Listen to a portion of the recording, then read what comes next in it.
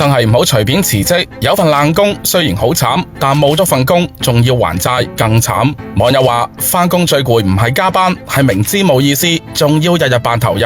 老細一句辛苦晒，根本就唔夠我下個月交租。以前怕失業，依家最怕嘅係繼續做落去會變成自己都唔認識嘅人。2026年春招期間，智聯招聘調研指91.7%職場人有跳槽意向或者已經行動，但實際成功跳槽嘅只有30.7%。好多年輕人唔係唔想辭職，可能係負債唔批准佢辭職。真正困住佢哋嘅未必係老闆，可能係下一個還款日。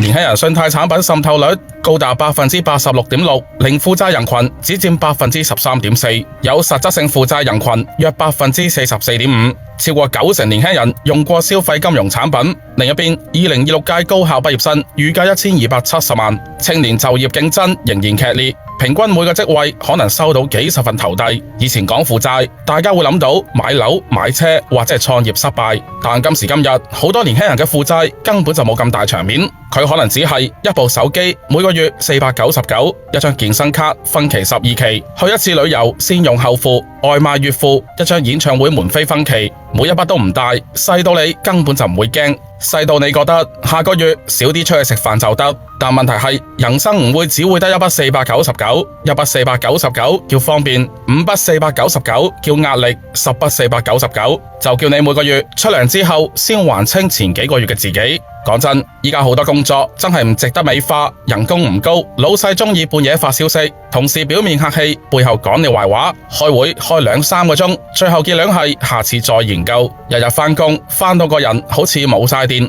年輕人想辭職好正常，但問題你討厭嗰份工，但係嗰份工每個月準時出糧俾你。你討厭老闆，但係老闆背後代表一條現金流。你討厭公司，但係公司幫你交社保，幫你維持房租、食飯、還款。有份爛工好慘，但對於一個有卡數、有房租、有分期嘅年輕人嚟講，冇咗份工仲要還債，可能更慘。裸辭第一個星期真係好似重生，唔使校鬧鐘，唔使逼地鐵，唔使聽老細語音，唔使開埋晒嗰啲冇意義嘅會。中午可以慢慢食飯，下午可以去咖啡店坐下，夜晚煲劇煲到凌晨2點，嗰一刻你真係會覺得人生終於返到自己手上。但去到第2個月，氣氛開始唔同，求職冇回音，投出去嘅簡歷好似掉咗出海。朋友約你食飯，你開始講下次先啦，外賣由30幾蚊變成10幾蚊。第3個月，你終於明白工牌放低咗，但係壓力越嚟越大。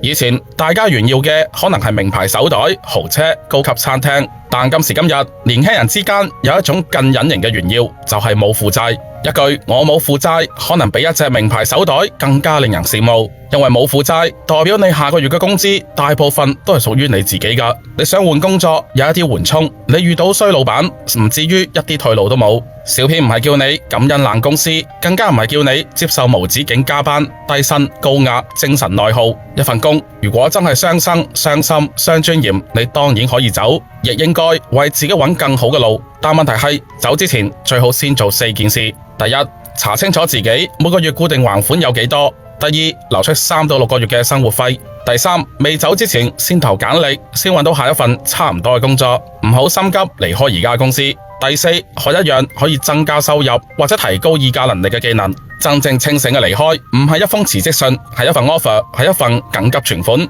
係一個可以養活自己嘅技能，同一條唔會即刻崩盤嘅退路。唔知大家又點睇？歡迎留言俾我。本期節目講到呢一度，我哋下期再見啦。